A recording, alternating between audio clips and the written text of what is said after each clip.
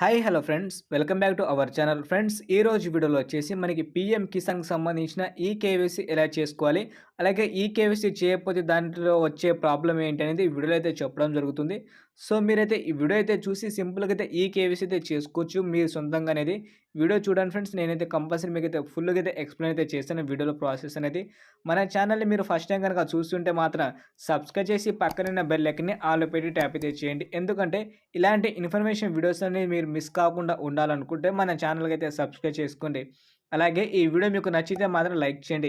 అలాగే మీ తోటి రైతులైతే ఉంటారు కదా, వాళ్ళకి కూడా కొంచెం ఈ వీడియో అయితే షేర్ అయితే చేయండి ఫ్రెండ్స్. ఇక మనం లేట్ చేయకుండా మెయిన్ టాపిక్లో వెళ్దాం. మెయిన్ టాపిక్లో వచ్చేసి మీ మొబైల్లో ఓపెన్ చేసుకోండి ఒకసారి. మొబైల్ ఓపెన్ చేయగానే మీరు గూగుల్ అయినా క్రోమ్ అయినా ఏదైనా ఒక్కసారి ఓపెన్ అయితే చేసి సెర్చ్లో మీరు పిఎం కిసాన్ అయితే టైప్ అయితే చేయండి. టైప్ చేయగానే మీకు ఈ విధంగా అయితే వస్తుంది ఫ్రెండ్స్. ఇక్కడ మీరు చూడొచ్చు పిఎం కిసాన్ అనేది. సో దీనిపైన క్లిక్ అయితే చేసుకోండి. ఫస్ట్ వచ్చి దానిపైన ఇలా వచ్చే దానిపైన క్లిక్ చేసుకుంటే మీకు వచ్చేసి ఈ విధంగా కనిపిస్తుంది మీకు లోపల ఇంటర్ఫేస్ అనేది. దాని తర్వాత మీరు ఏం చేయాలంటే ఇక్కడ ఈకేవైసీ అయితే ఉంది కదా, దీనిపైన క్లిక్ అయితే చేసుకోండి. ఈకేవైసీ పైన క్లిక్ చేసుకుంటే ఇక్కడ మీకు ఆధార్ నెంబర్ అయితే అడుగుతుంది. సో ఆధార్ నెంబర్ మాత్రం ఇక్కడ ఎంటర్ అయితే చేసుకోవాలి మీరైతే, మన ఆధార్ నెంబర్ అనేది. ఫ్రెండ్స్ మీరైతే మన 12 నెంబర్లు ఆధార్ అయితే ఎంటర్ అయితే చేసి ఇక్కడ సెర్చ్ పైన క్లిక్ అయితే చేసుకోండి. ఇలా క్లిక్ చేసిన తర్వాత నేను ఆల్రెడీ అయితే ఈకేవైసీ అయితే చేసుకున్నాను కాబట్టి ఆల్రెడీ డన్ అనేది వచ్చింది. ఒకవేళ మీకు చేయకపోతే మాత్రం మీకు ఒక ఓటీపీ నెంబర్ అయితే వస్తుంది.